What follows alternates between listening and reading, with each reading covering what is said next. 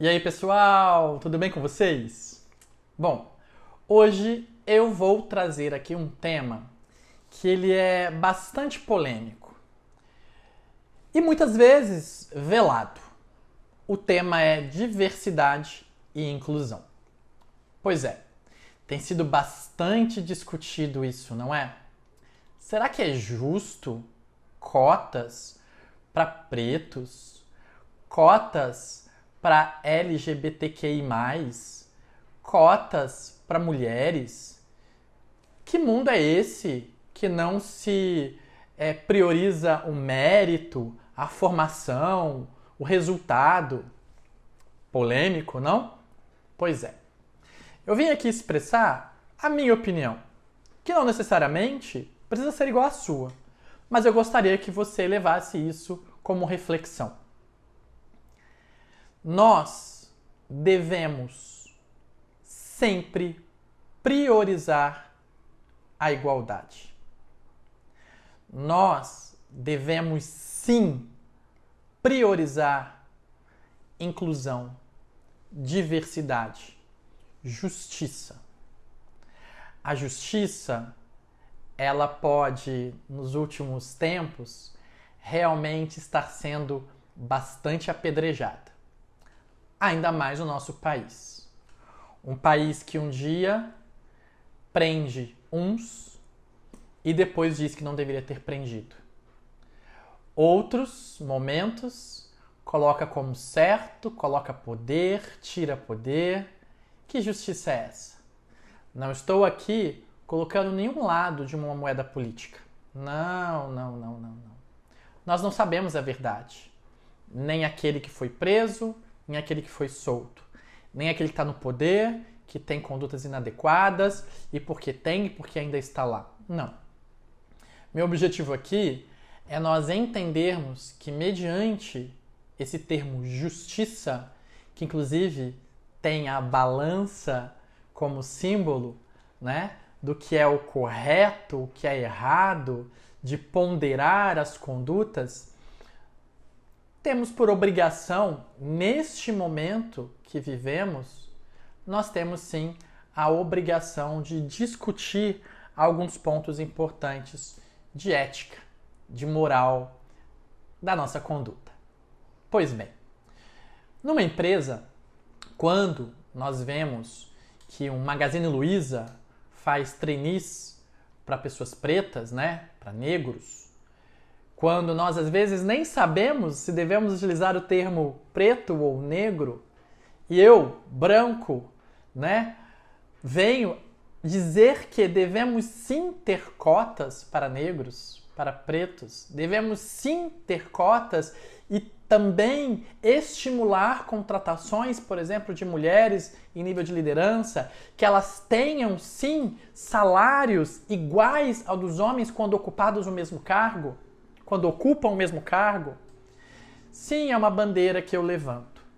É uma bandeira que a gente deve sim questionar.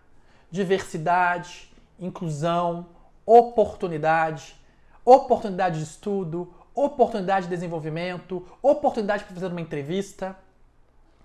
Há poucos anos atrás, eu não via uma instituição colocar como uma política de contratação ter uma porcentagem, por exemplo, para mulheres trans. E tem gente que julga, tem gente que acha errado, tem gente que acha que é o mérito, que a pessoa tem que ser estudada, tem que fazer isso e aquilo, ter experiência, que é uma imagem. Preconceitos. Muitas vezes a minha cara aqui é de indignação para esse tipo de pessoas que pensam desta maneira. Um dia eu, Wesley, já fui contra cotas. Hoje não sou contra. Sou totalmente a favor. Porque eu percebo que boa parte das classes negras, boa parte das pessoas trans, uma boa parte das mulheres não tem, de maneira nenhuma, as mesmas chances, as mesmas oportunidades. Quando há um tempo atrás eu fiz um projeto de inclusão de afrodescendentes num grande banco do nosso país, eu me deparei com pessoas que não tiveram a oportunidade de ligar um computador, de andar numa escada rolante. E eu me perguntei, onde está este público que eu não vejo, que eu não via, mas eu os encontrei. Isso tem mais ou menos uns 15 anos. E desde então eu falei assim, não, é importante sim que a gente tenha políticas e formas de trazer, de incluir essas pessoas e dar oportunidade para elas. Não deixá-las numa margem. E hoje você pega uma loja como a Melinda, que tem política para ter mulheres trans, né? Que eu acredito que sim, pelo que eu já li. E eu digo, é importante que se tenha, para que essas pessoas não fiquem marginalizadas. Que elas tenham a oportunidade de entrar numa empresa, de se desenvolver. Isso é uma dívida que temos com a sociedade. Assim para com as pessoas pretas, né? O que o mundo fez com esta raça tem que ser sim reparado. E quando nós não colocamos cotas nas empresas, as pessoas elas não cumprem. Não é porque elas são boas apenas. Algumas sim, mas a grande maioria coloca porque senão vai ter multa. Assim foi na área ambiental, pessoal. Imagina que alguém, alguma empresa, algum diretor, algum dono de empresa, não, eu vou gastar alguns milhões aqui para colocar filtro nas chaminés, para colocar filtros no meu efluente, que eu vou aqui ter uma planta de tratamento de água, né, para poder jogar o meu rejeito de uma maneira tratada. Se não fosse a legislação, as pessoas não fariam isso, porque muitas delas priorizam aqui, ó, o capital. E tá tudo bem.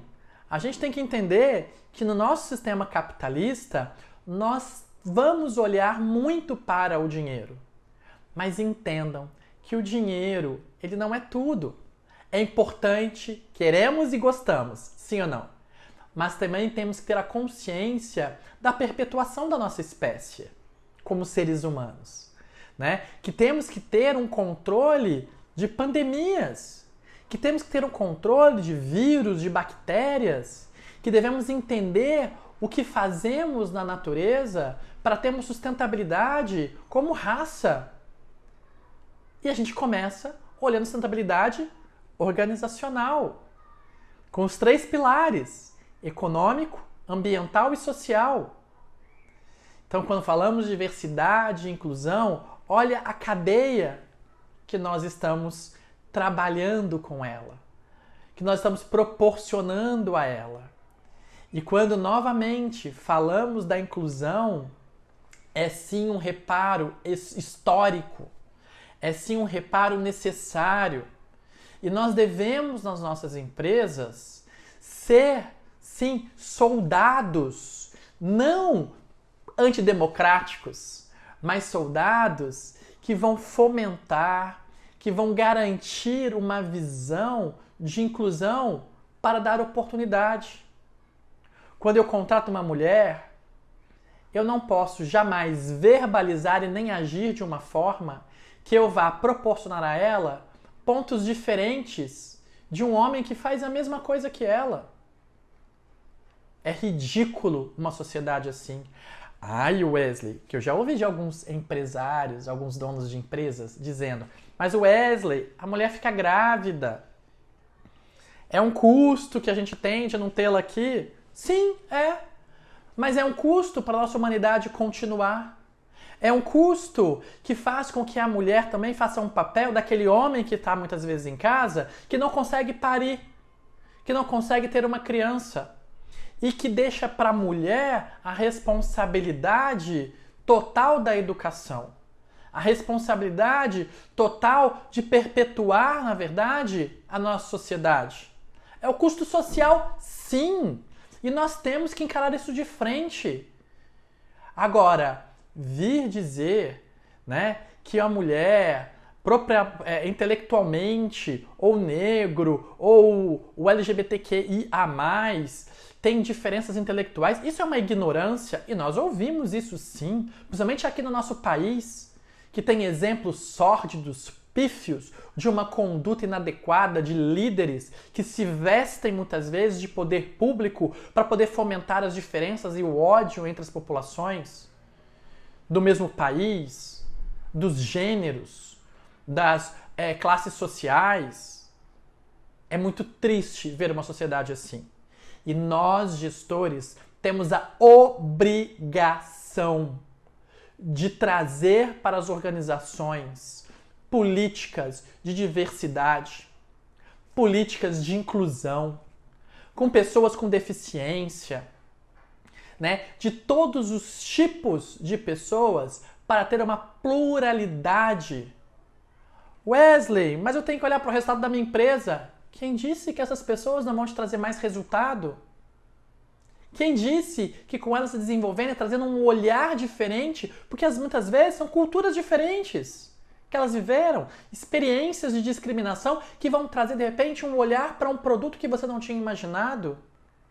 Um olhar e um toque feminino para aquilo que você acha que era totalmente coisa somente de homem, que com a percepção e a sensibilidade feminina pode se trazer para o negócio. Estas são sim contribuições que a diversidade e a inclusão podem trazer para as nossas organizações. E cabe a nós, líderes, cabe a nós, gestores, cabe a nós, proprietários de empresas, fazermos inclusões inteligentes, trazer pluralidade, multiculturas, porque este é o mundo moderno e este é o mundo que o Brasil merece. Uma valorização da mulher, do preto, do índio, da mulher trans, do homem trans, de todos, gays, lésbicas, do homem hétero, da mulher hétero, como igualdade. Nós, gestores, temos sim a obrigação, como seres humanos, de ter, não apenas falar de uma humanização, né? Que é aquela humanização velada, uma humanização, um tratamento humanístico, vamos dizer desta maneira, né? No qual a gente fala com gente que tem alma, que tem sentimento. E é isso, pessoal, que nós temos que inspirar as pessoas dentro da nossa empresa. Tratar as pessoas com carinho, com atenção, nas limitações que elas têm. Você é perfeito? Não. Se você acha que é, eu já te digo, você não é. Não, mas eu sou perfeccionista e lá no fundo, eu sei que eu sou muito bom. Desculpa, você não é perfeito. Ninguém é. O que nós precisamos entender é que nós devemos ter uma conduta moral que inclua, que desenvolva os outros e a nós.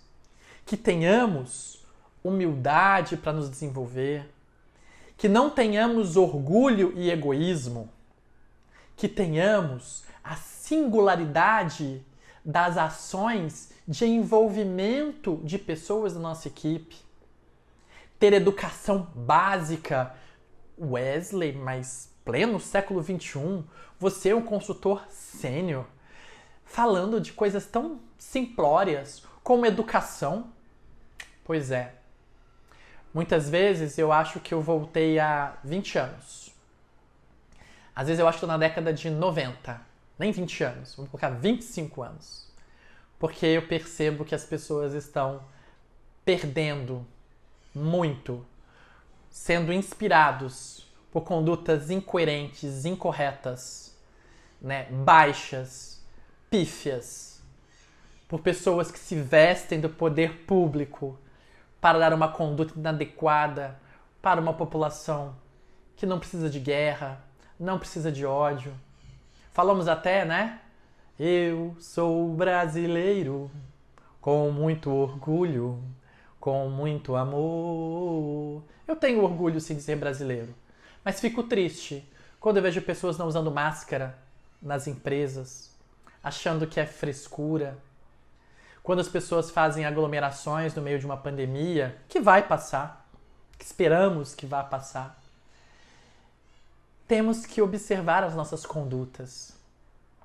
Você inclui ou você exclui pessoas? Você consegue perceber a moral que você está trazendo para a sua equipe? Que você está trazendo para os seus pares, para a sua empresa? Qual é a sua conduta? Ela é excludente ou ela inclui as pessoas, independente de raça, de gênero, de idade, de qualquer diferença que seja a sua? Pois é, coloquem a mão na consciência.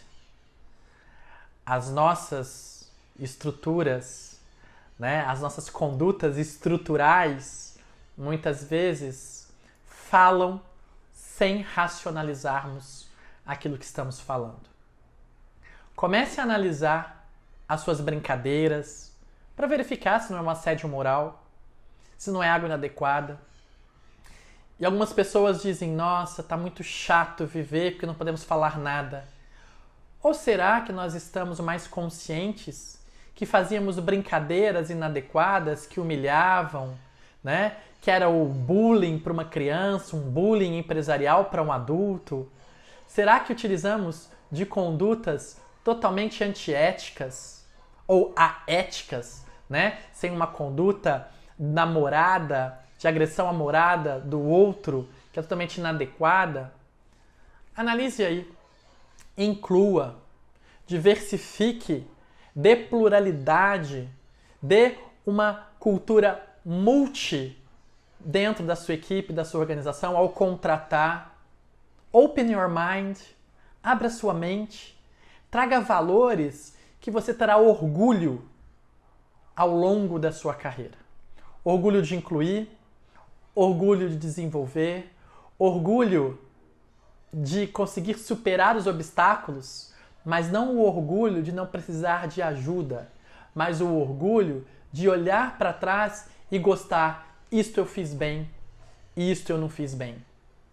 Porque isso é humildade. Humildade não a jesuíta dos pés descalços, humildade é nós encararmos a realidade como ela se apresenta. Se você é bom numa coisa, pode dizer que você é bom, mas não esqueça de dizer aquilo que você também não é bom.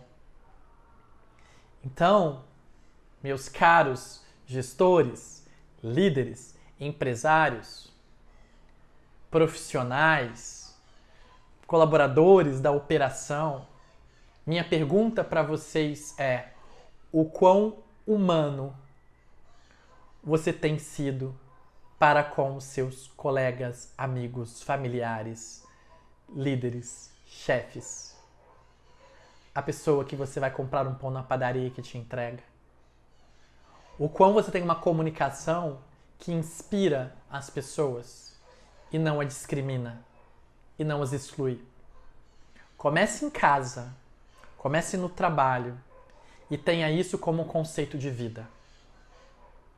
Inclua, trabalhe a diversidade, trabalhe o seu comportamento, as suas ações para um mercado atual, um mercado com necessidades importantes de valorização do ser humano, dos sentimentos, com foco no resultado, com foco na meta, mas também com muita humanização. Obrigado e boas reflexões. Tchau, tchau.